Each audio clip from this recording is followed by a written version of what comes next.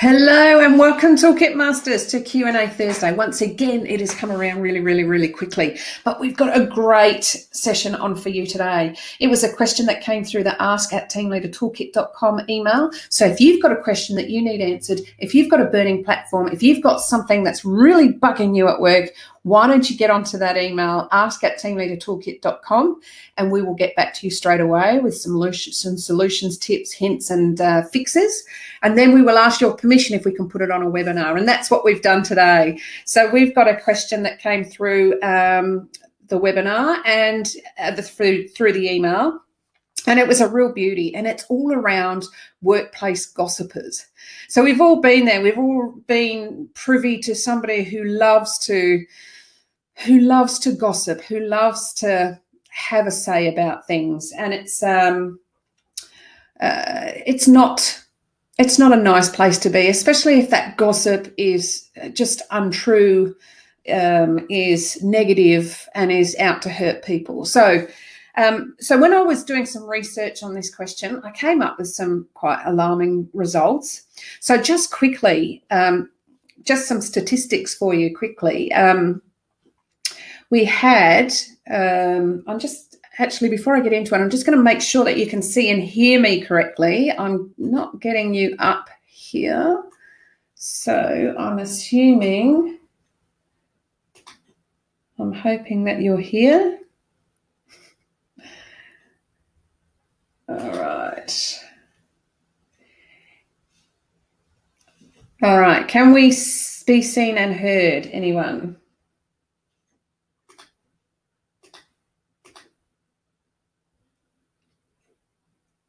All right, I'm going to keep going because I'm sure it's all going to be fine. And I will keep fiddling with this side, which is my technical side, to see if it's all working okay. Okay, let's just check the email and sign in as somebody else.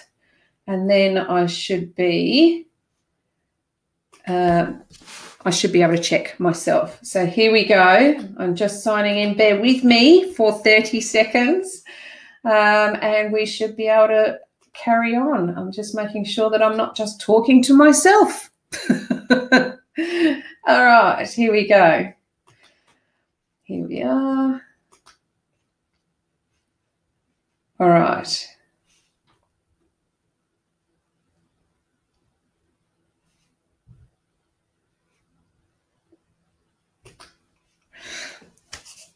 Anyway, I'm on air, so I'm going to keep going.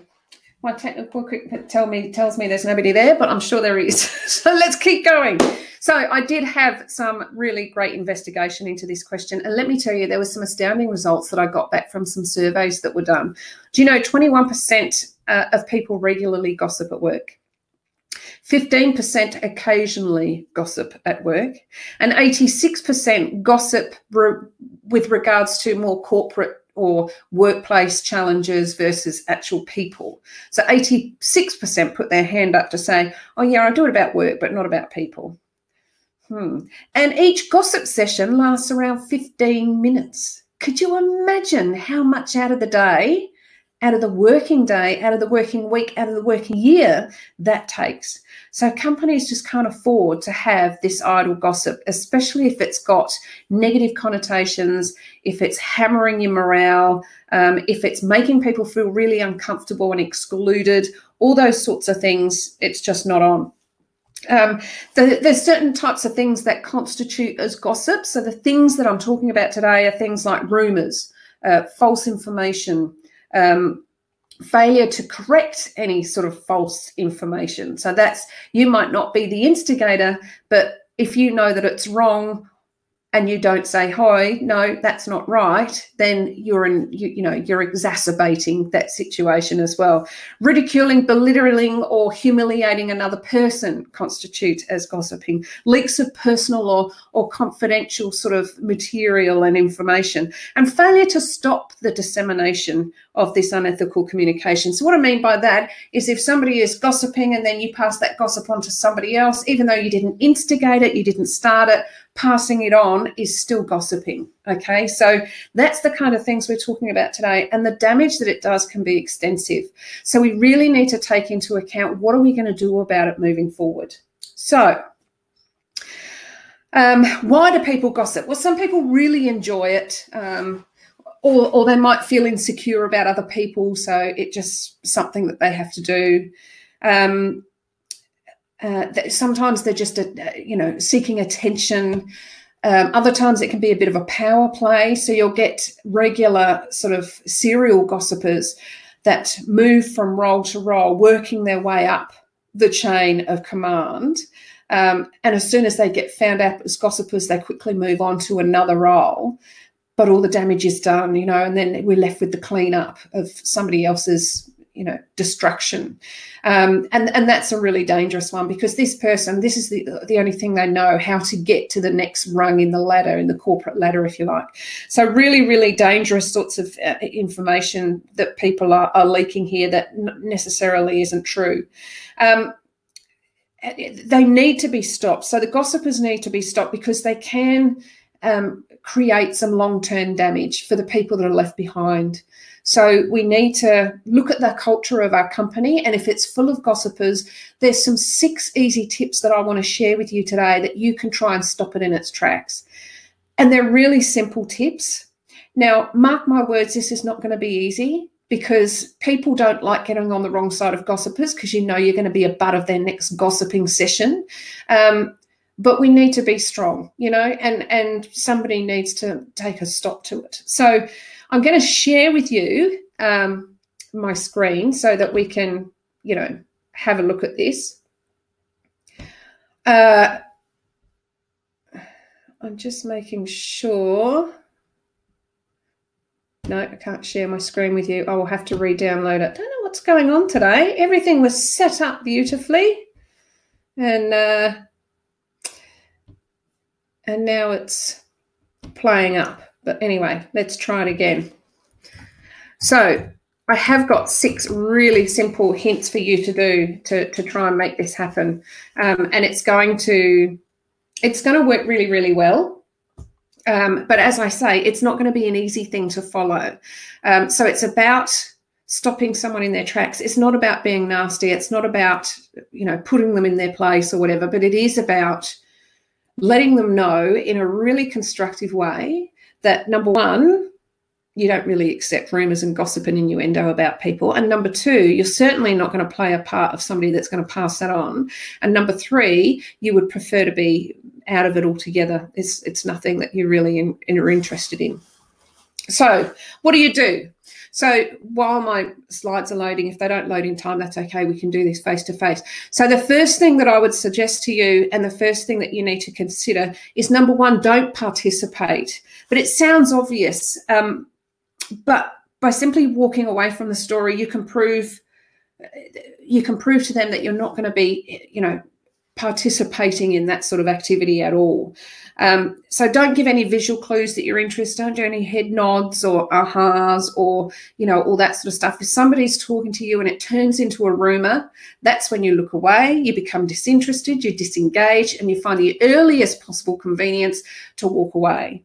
And the other thing is that you don't pass that information on any further. So you don't go to the next person and say, hey, Johnny just tried to say this, that, and the other to me, and, all this. It's really not something that we need to do. All right, my slides have uploaded, so I will make sure that you can see them. All right, fantastic. So just to reiterate, 21% of people regularly gossip at work, 15% occasionally gossip, 86% admitted that they gossip, but only about tasks and projects and corporate life, not about people. And each gossip session takes around 15 minutes on average. So this is a lot of time and effort that's going into stuff that is really quite damaging. So the first one we talked about was do not participate in it. Walk away where you can. Become disengaged in the conversation. Look away. Make sure all your body language is showing that you're walking away. and you're really not interested in what they've got to say at all. So that's one thing that you can do. The other thing is, and I think this is a really, really effective one, I've actually used this one myself and it nips it in the bud really, really early, is say something really positive about the person that they're talking about. So it's not nearly as fun to spread around some negative news if it's being spoiled by some sort of complimentary phrase that you might have that's specific about the person that's currently being attacked. So make a point about saying positive things and turn that conversation around, because you will derail the gossiper right there and then and potentially change the whole course of the conversation. So you could use phrases such as, wow, that's so weird. I've only had really great experiences with Sally, so that surprises me. You know, so you're actually saying that actually you're finding this hard to believe because Sally's really cool. Because if you say something like that, it doesn't make the gossiper feel like you're telling them to suck eggs, right? Because then you're just going to be the butt of their gossip. But you are nipping it in the bud really, really early, because it makes it really difficult to keep insulting or spreading gossip about people that you've just praised. Okay, so just say something like that. Oh, that's so weird, you know, because I've only had really great experiences with Sally in the past. She must have had an off day or whatever, you know what I mean? So you're praising her and you're pretty much stopping it in the bud.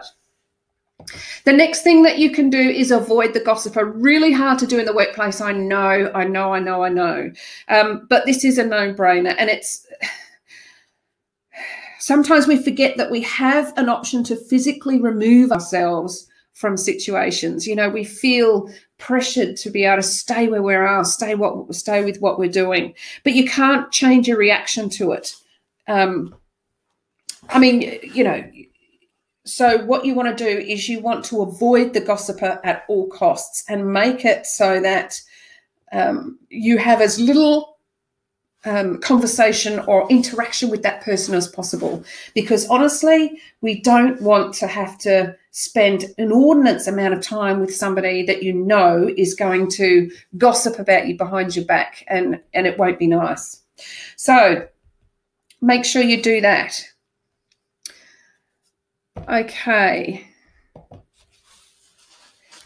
All right, so we've avoided the gossiper as much as we possibly can, which has been really, really good. And avoiding them, I'll just go back to avoiding, because I think there's something else in here. What do we want to say if this gossiper keeps trying to come forward to us and talk to us about stuff, and we really don't want to talk to them about these sorts of things? So what you can do is you can say things like, look, I'd love to chat, but I'm really super busy right now. So you're actually thwarting them and saying, no, not having a bar of this, I'm out of here. It's a great way to politely end the conversation. Whoever is dead set on gossiping with you, look, sorry, you know, would love to chat, but I'm super busy right now. I'm going to go. So then if you keep saying this every time they move into a rumour or an innuendo or a gossiping type conversation, if you keep doing this, they will eventually get the hint that you're really not interested in what they've got to say about those sorts of things. So that sounds like it might work. Okay, what about confront the gossiper? So this is going to be tough to do, but I don't mean confront in a really confrontational way. I mean confront them head on to disprove what they're saying or doing, or put a stop to it straight away. So you're going to let the gossiper know that you will not partake in this discussion whatsoever. And you can use a phrase such as, do you know what, you should probably talk to Sally directly. If it was me and you were saying this about me, I'd want the opportunity to set the record straight. Okay, so pretty much what you're saying is, don't talk to me about Sally anymore because I'm not interested in what you're going to say. And why don't you wait until she's here? You could say things like, do you know what, Sally's just around the corner. Maybe we should bring her into this conversation and make her realise so that she can, you know, stick up for herself or give us her side of the story. Or you could use simple ones like, do you know what, that doesn't sound true at all. So If you are shedding any doubts on the truthfulness of the story, then you'll find it'll make it really difficult for the gossiper to continue having those conversations. So I think that might work. So you can use either oh, you should probably talk to Sally directly, because if it was me that you were talking about, I'd like a chance to stick up for myself and to, set the record straight. Or you could go, do you know what? That doesn't sound true at all. And just leave it at that. And then let them, oh, well, that's what I heard. Well, it doesn't sound true. So what you're pretty much saying is, I don't believe you. And I don't believe this story. And pretty much this gossiper will very, very, very gingerly ever approach you again with regards to sort of innuendo or rumours about a particular person. But be aware that you might be the butt of their gossiping for a little while. You know what?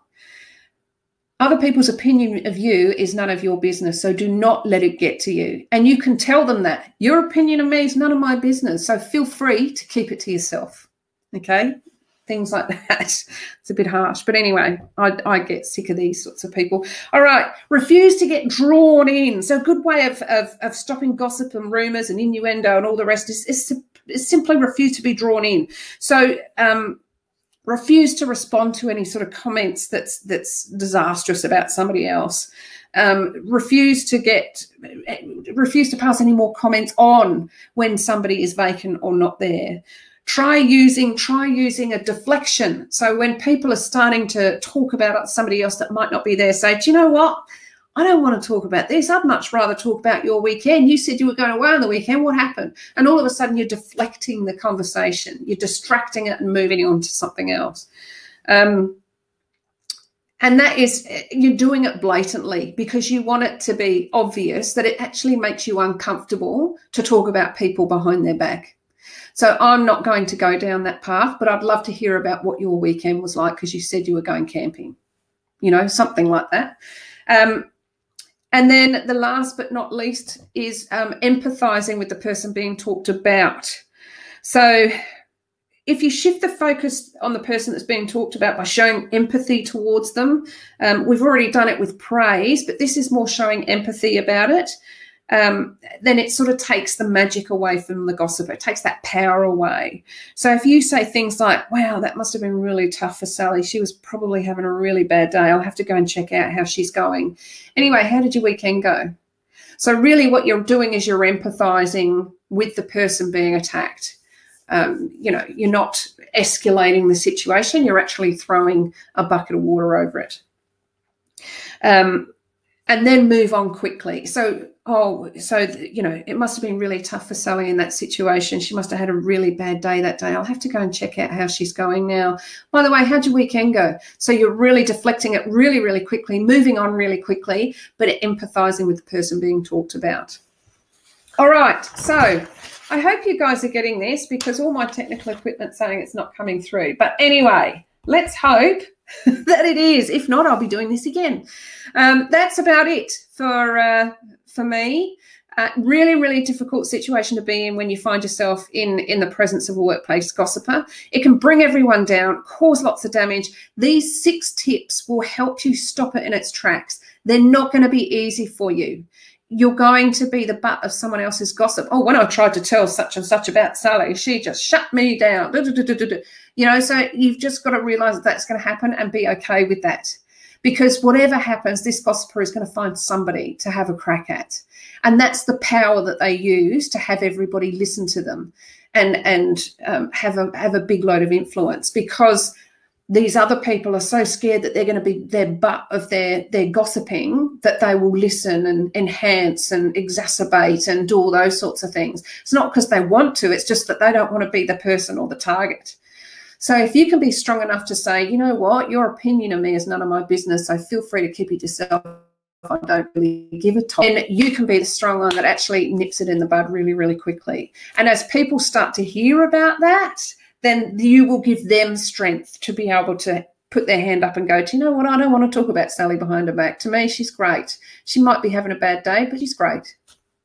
And suddenly this person who's the gossiper finds themselves out on the limb by themselves and is really lonely out on that branch. So hope this helps. Hope this helps you get over a situation that is really, really sticky and horrible in the workplace, and let me know how you go. So without further ado, that's it for Q&A Thursday today. You make sure you tune in next week. We've got some great stuff coming up. Look forward to seeing you there. Remember, if you've got any questions, learning platforms, inquiries, any insights you want to share, any successes, talk to me at ask@teamleadertoolkit.com. If you've got a question, we'll ask if we can put it on the webinar, and we'll get it out there. All right, brilliant. Nice to see you, everyone. Have a fantastic rest of the Thursday, rest of the week, and a brilliant weekend. We'll see you next week. Bye for now.